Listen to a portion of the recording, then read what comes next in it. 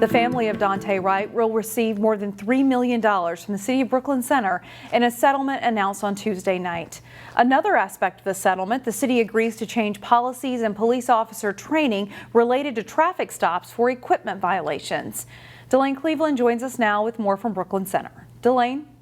Shannon, I'm standing at the Daunte Wright Memorial here along 63rd Avenue in Brooklyn Center. According to the terms of the settlement between Wright's family and the City of Brooklyn Center, there will be a permanent memorial placed at this site. It's one of several non-monetary components included in Tuesday night's announcement.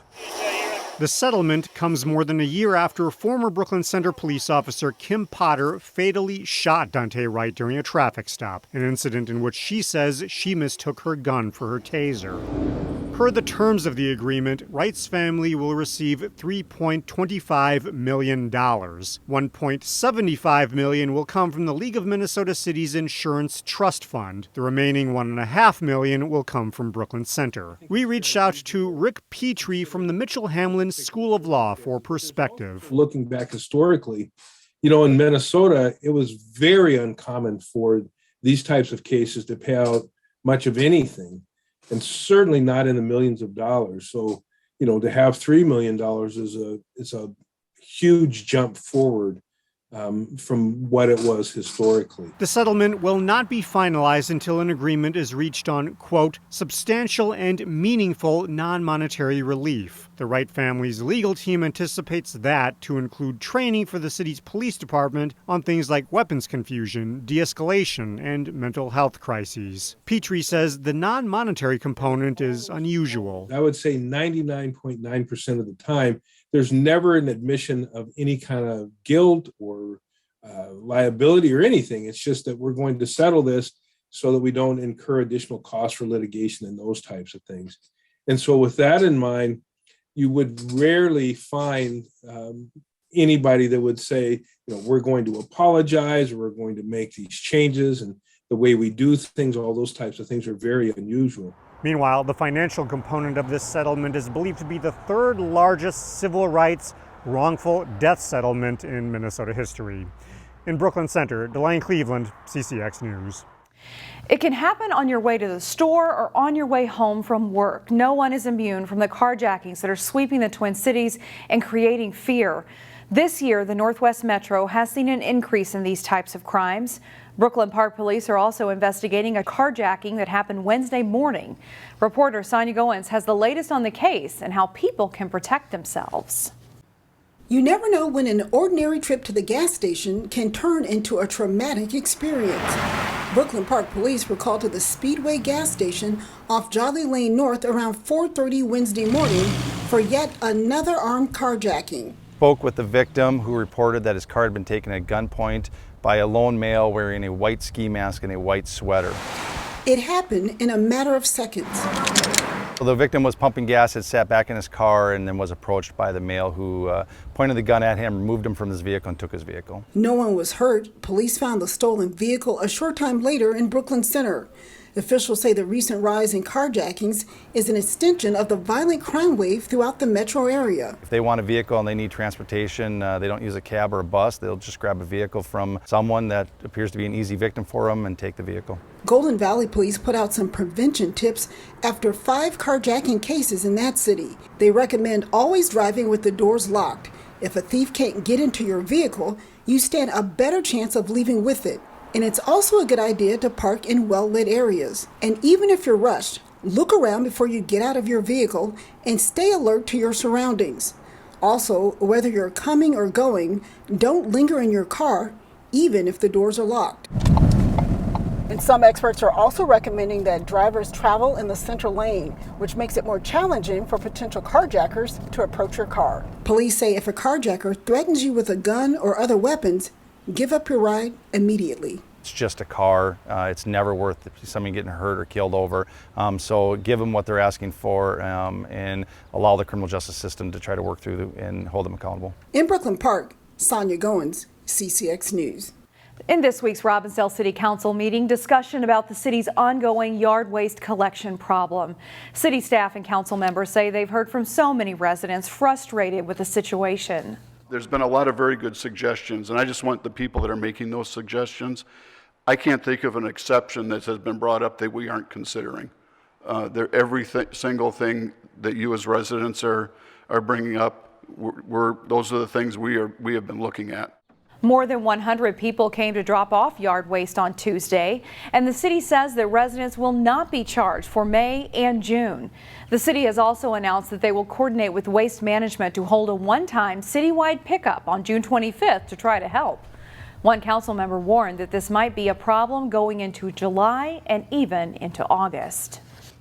A delegation from a city in Gambia made a stop in Brooklyn Park on Tuesday. Gambia is a country on the West African coast, and a delegation came from the capital city of Banjul, which is on the coast and the Gambia River. City council members and city staff had the opportunity to talk about 4 areas of operation in the city, which included IT, communications, the fire department, and operations and maintenance. As a diverse community, Brooklyn Park has a unique opportunity when we get visitors from other countries, other communities, whether that be mayors or presidents. We oftentimes get requests when they are coming to town.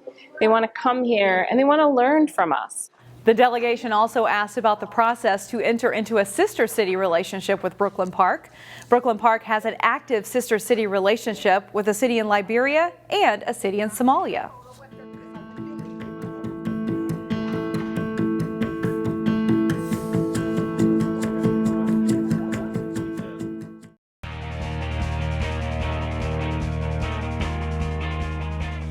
Many of the state's best baseball players who are seniors this spring will get together for the annual PlayBall Minnesota All-Star Tournament. Jay Wilcox caught up with a few All-Stars from the northwest suburbs to preview the event. After the high school baseball season wrapped up, some of the state's best from the class of 2022 gather this weekend in Chaska for the PlayBall Minnesota All-Star Series. 4 players from District 279 will play for the Metro North squad. Maple Grove pitcher Aiden Hansen and catcher Chayton Fisher are in the All-Star Tournament after helping their team to the state Class 4A tournament. Osseo first baseman Matthew Kitzman and Park Center Columbia Heights pitcher shortstop Blake Iverson will also suit up for the Metro North. It's quite an honor to be selected. Honestly, I was super surprised and just a great honor to be selected to play in this. Haven't really heard anyone from Park Center getting selected to play in this, so it's super cool. It's very exciting. I got to see my buddy perform in it last year, and so that was definitely one of my goals to be a part of it. We didn't have anyone from Osseo last year be a part of it, so to represent Osseo, that's a great accomplishment. Since I've been growing up, I've seen kids get named to going after that, and at the end of the year, I was like, well, obviously that's not my goal. The goal is to go to the state tournament and have fun with your guys and win maybe a state title, but at the end of the day, it is a blast to be able to be nominated for that, and it's going to be very fun this weekend. It's also a good way to transition to college, as the guys will meet a lot of new people and see how they stack up against elite competition. Oh yeah, I'm definitely excited to play against a lot of my buddies that I train with and stuff, and then I'm excited to see how I stack up against top competition for Minnesota. Yeah, definitely. I'm excited to see how my game matches up with everyone else's, and I'm excited to meet new guys. It's always, especially playing hockey growing up and playing all these sports, is getting to know all these guys, and it's a blast to see more people and have fun. The 6-team All-Star Tournament runs Friday and Saturday at Chaska Athletic Park. Jay Wilcox, CCX Sports. It was a chance to reminisce and say goodbye, too. Wednesday afternoon in Minneapolis, family, friends, teammates, coaches, and fans gathered to remember Marion Barber III. On a sunny summer day, he's free now. Let's let him be free. People came together to remember a young man who impacted so many people. Marion was not a teammate to me, not a guy I made history with, not a guy I just met in Minnesota, but truly my brother. So this one hurts. It hurts deep. 2001 Wayzata High School graduate and the University of Minnesota and Dallas Cowboys running back Marion Barber III died 3 weeks ago at his home in suburban Dallas. You're the guy that me and Thomas could look up to and always will look up to. The guy that took care of us, our family, friends, teammates, kids, and more. His public memorial service held today at Huntington Bank Stadium, where his brother Thomas played college football for the Gophers just a few seasons ago. Football, first and foremost, is a game of respect. You can't buy it. You can't hope for it. You can't pray for it. You got to earn it. And maybe one of the greatest compliments I can give Marion Barber is that he had the respect of everybody that he came in contact. Today, Marion's life was celebrated, even as his unexpected death is mourned. I will teach my kids your spirit, your ways. They will know who Uncle Marion was and what he was about. Gentle-hearted, loving, and kind. I know he's at peace now. That's not where we want him to be, but we can't be selfish. We're all going to travel that road one day. And I'm grateful that everybody's here to celebrate him.